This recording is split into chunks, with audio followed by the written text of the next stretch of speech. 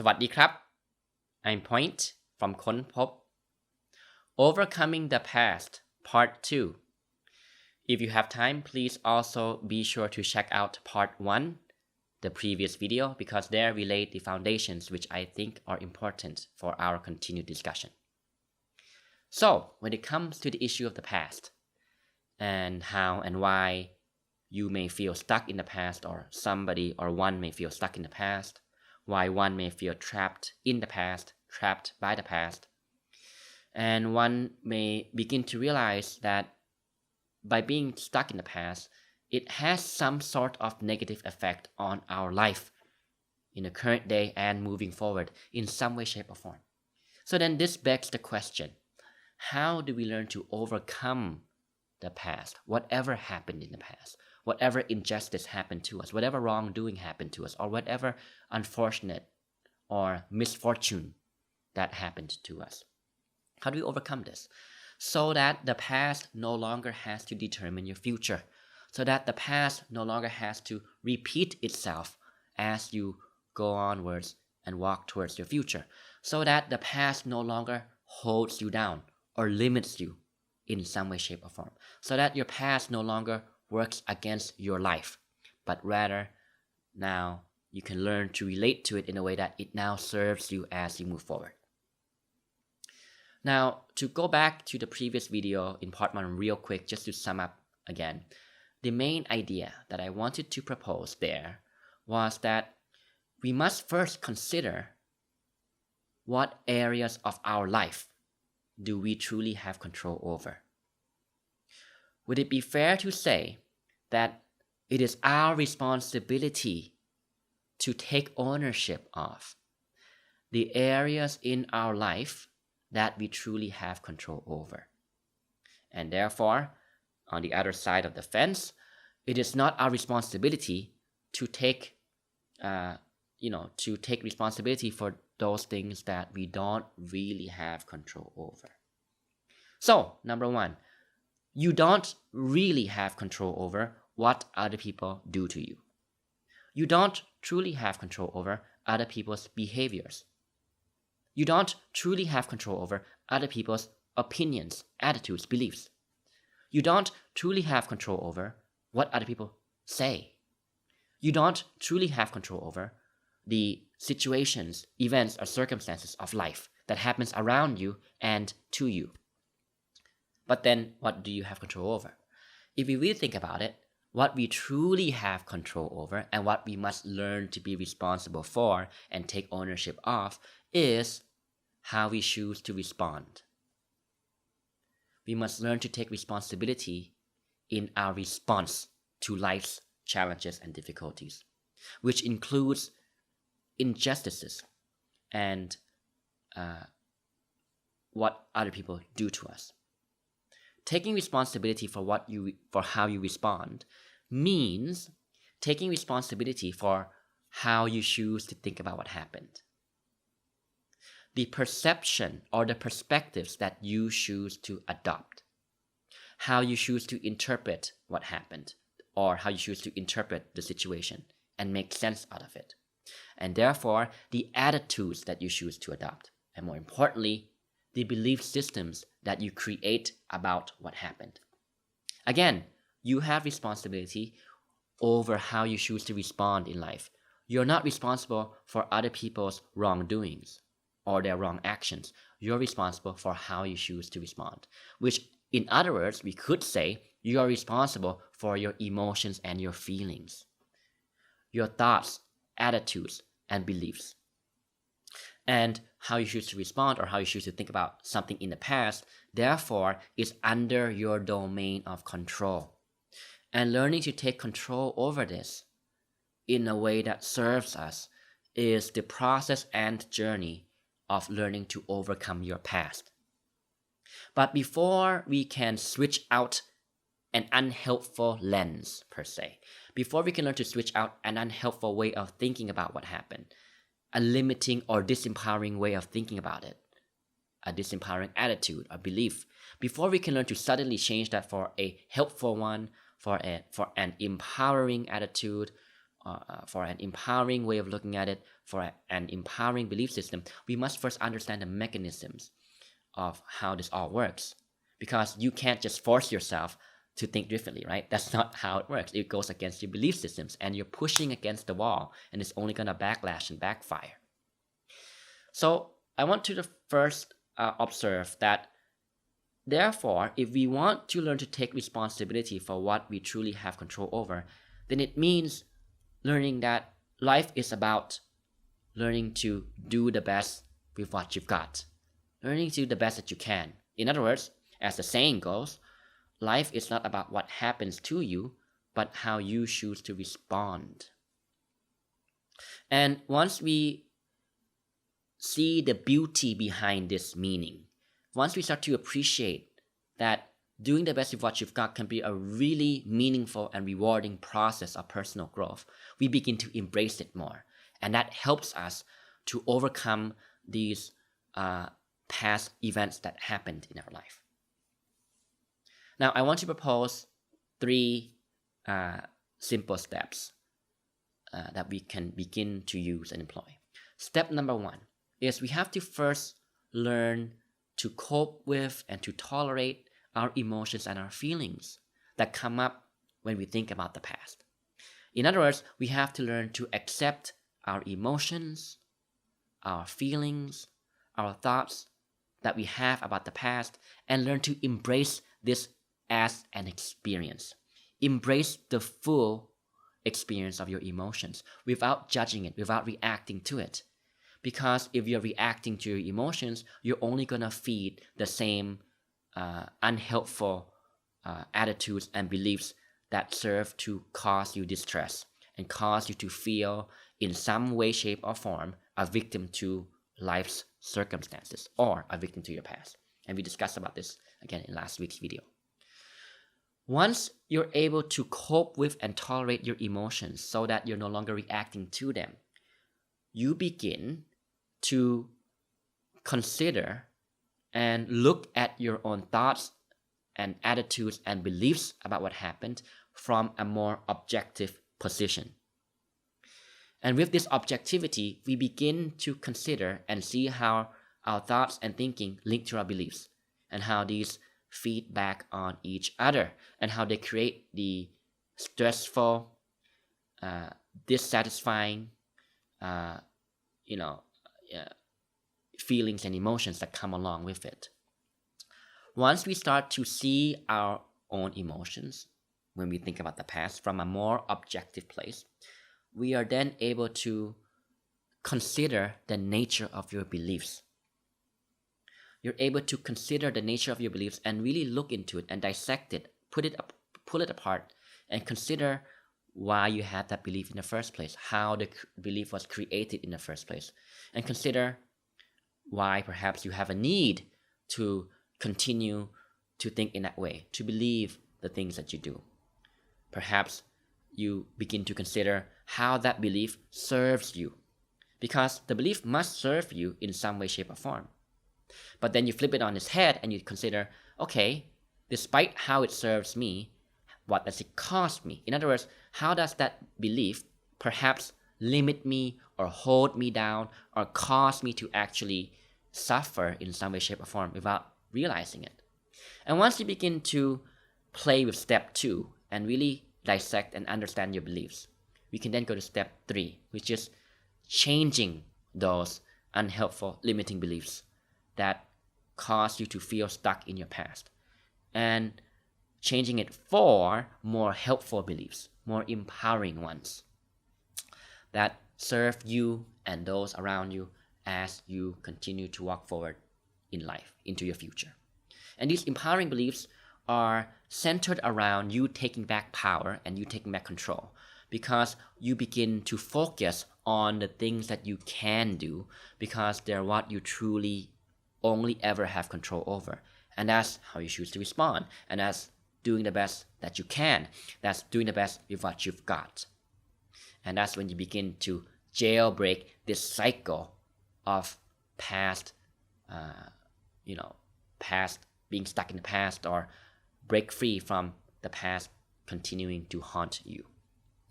So let's use the help of an example. I think this will make it much more clear. So I hope this example is relatable because I think it's something that perhaps you can see either you experience yourself or you know somebody who has a similar experience and therefore you can relate to it. And let's, just for the sake of an example, sake of argument, let's say as you look back into your past, let's say, and you look at your relationships to your parents, and you feel some sense of frustration, you feel some sense of upset or resentment perhaps, or even anger perhaps at your parents because you felt that they never really made you feel loved. You felt that they always expected you to be the way they wanted. In other words, you felt that the love that your parents would give you were conditional. You felt compared to other people. You felt compared to your relatives. You felt compared to your siblings, perhaps. You felt compared to other friends.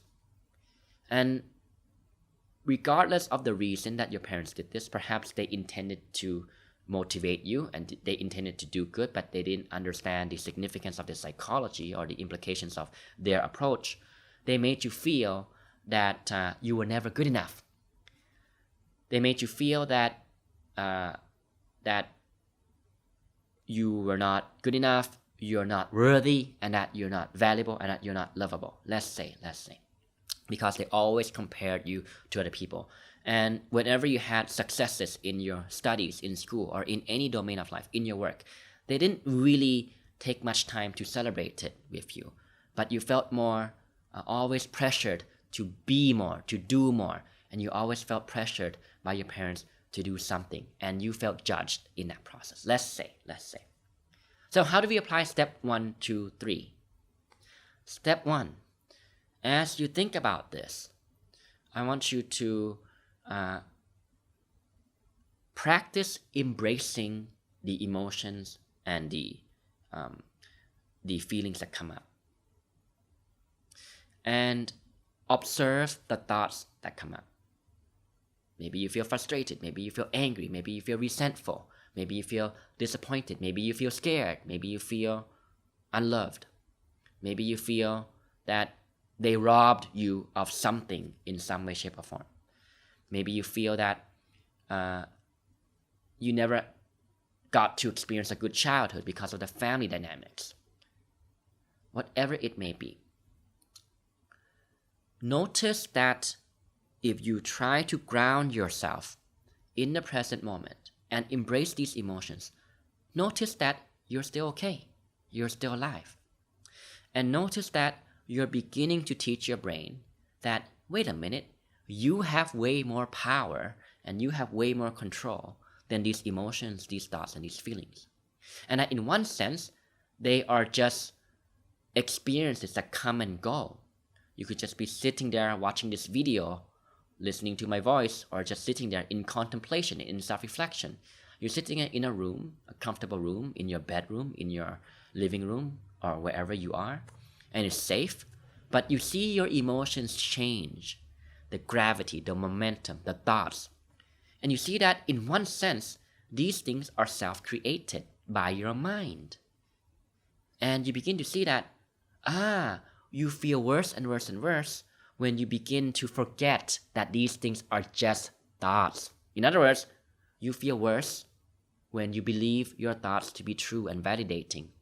And then they create these emotions. But then, as you're learning to cope with these emotions, and as you're learning to accept these emotions in a non-judgmental way, in a non-reactive way, you begin to realize that you have way more control. You are way more powerful because these emotions are just a little bit uncomfortable, discomforting. Maybe they make you feel unease, but just because you feel unease or you feel discomfort from these emotions does not mean that they have the power to sway you off your feet, to push you off your balance per se. And you begin to ground yourself in the present moment. And when you're no longer reacting to your emotions, you begin to develop clarity and understanding.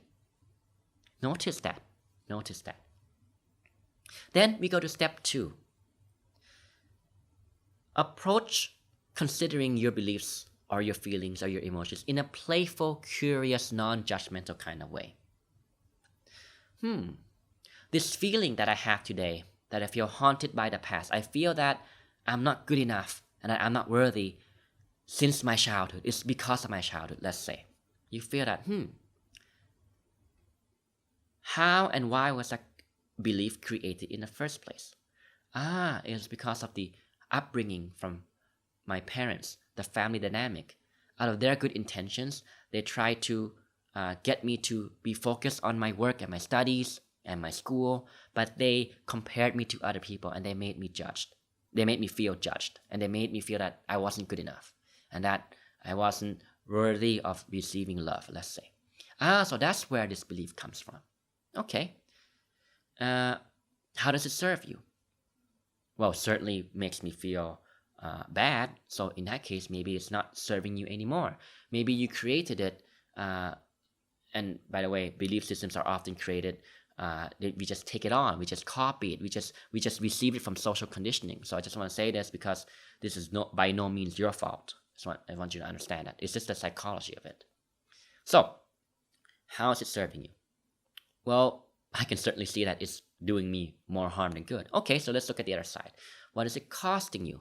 Well, it's certainly costing me my happiness. It's certainly costing me my confidence. It's certainly costing me my self-esteem. And it's certainly affecting me in my current life situation, in my work. I don't feel confident in work. And it certainly affects me in my personal relationships, especially my intimate relationships. Because imagine for a second, if we carry this lens that we have a self-image, or you view yourself as not good enough, not worthy to receive love, or not worthy or not valuable, then of course this would affect intimate relationships, right? Okay, so we begin to see the cost of this belief system, and we begin to be more motivated to challenge and change them. Okay, then we consider, well, maybe I don't want to change this belief. Let's say that comes up. So consider, why do you not want to change it? Is it because you feel that it's not your duty to change it? Because maybe you feel that somehow that person who did that wrong to you, maybe your parents or anybody else, they need to atone for their mistakes. They need to apologize to me. So I don't want to forgive and I don't want to forget. Okay, this is not about forcing you to forget. This is about you learning to see your belief systems for what they are. Okay, so maybe I see that, I feel that if I forgive them out of the blue, then it makes my past suffering meaningless, right? I've been this way for years and years and years, for even maybe decades, and if I forgive them out of the blue, if I just decide to forgive them, then what about my life? What about all the past things that I was robbed of? Was it all for nothing? See? So notice that. Just observe it non-judgmentally. Okay. So you begin to see how these thoughts and beliefs interplay with each other and affect each other and reinforce each other. See? So now that you begin to see that, maybe it is worth considering that, from step 1, step 2, you sort of begin to understand that your experience in the present day, in one sense, actually, in truth, it's got nothing to do with the past anymore, because the past no longer exists. You only have the present moment. And your present moment experience is always a result of the way you're thinking about something, interpreting something, your attitudes, and therefore your beliefs. So you begin to realize that at the end of the day, you can't escape this fact of life, that's how experience happens. So then maybe you begin to consider that you want to challenge and change it. So then we go to step 3. How do you challenge and change this belief system that we have taken on due to our upbringing or whatever reason? How do we challenge and change it in a more helpful and empowering way? First of all, let's look at the evidence. Is there any other evidence to suggest a different way of looking at it? Okay, you might not feel so confident in work. You might not feel so confident, or you might not feel so loved by your parents. But what about your friends? I'm sure there must be a friend or your colleagues perhaps that really genuinely appreciate you. What would you say to yourself if you were your friend, right? Your friend would obviously, authentically, and genuinely see good in you. So there's that evidence. Okay, even perhaps if mom and dad never really treated me the way that I would have liked to be treated, and that affected me up until now. But now that I think about it, I've always been a good brother. I've always been a good sister. I've always been a kind person. And I've always been a kind friend. I've been a good friend to other people. Okay, so that's evidence. And you notice that your kindness, your compassion, your thoughtfulness for other people, it all came from you. So who deserves that credit? Obviously you. So you're beginning to take back power, you see? You're beginning to give meaning and value to areas of your life that you truly have control over. And you're beginning to see that there's no point to keep reacting to outside external circumstances, the past being included, because you can't really change the past, so therefore it's beyond your control to change. So you begin to realize that there's no point to react to outside external things. Take back power, take back control. Okay, perhaps you begin to see, wait a minute, maybe I can use this as a motivational factor, that if I become a parent one day, then I won't pressure my kids in the same way that my parents pressured me. And that what would it feel like if you really became a loving parent? What would your life be like? What would your partner think about you? What would your children think about you? So focus on something worthwhile pursuing and meaningful to you, and realize that it comes from your own effort. And as you begin to put in the effort to overcome the past, to take back control, take back power, to focus on things that are meaningful to you, and that you realize that they reflect your self-worth because it comes from your choice of being kind to somebody else, despite the fact that maybe other people were unkind to you, for example. See? And that's meaningful, isn't it? Wouldn't you think that anybody who's able to achieve this would deserve some form of praise? Praising themselves, learning to appreciate themselves. See? And as you begin to apply this, you begin to recognize your own achievements, which come from you. This is not to say that results are not important. This is to say that results and external factors should not be the most important thing. You want to find value and meaning in the effort you put in the striving of to become better, to overcome some past limiting belief.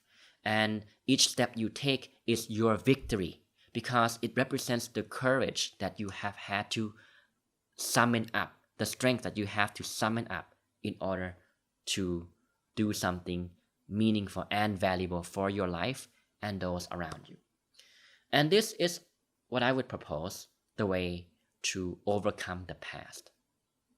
And so that the past no longer has to recreate your future. Because if we continue to hold on to this lens in this example, that we're not good enough, we're not worthy, we're not deserving of love, that we're not confident, that we don't have self-esteem in this example again, then it will continue to replicate and play itself out again as you go forward in life. So I know that the first step to take is often very difficult, but I encourage you to consider what your life could be like if you took back control once and for all. And I encourage you to practice this along with me, because I also have many limiting beliefs from the past that I'm learning to overcome as well. Okay? And I think it's really meaningful and really joyful, right, to take the step and walk towards the path of growth. Because seeing yourself try harder, striving more to become better than you were yesterday, I think is a really fulfilling process.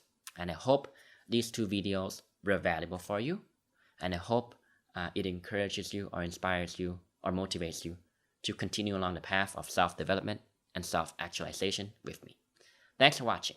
We'll see you next time. สวัสดีครับ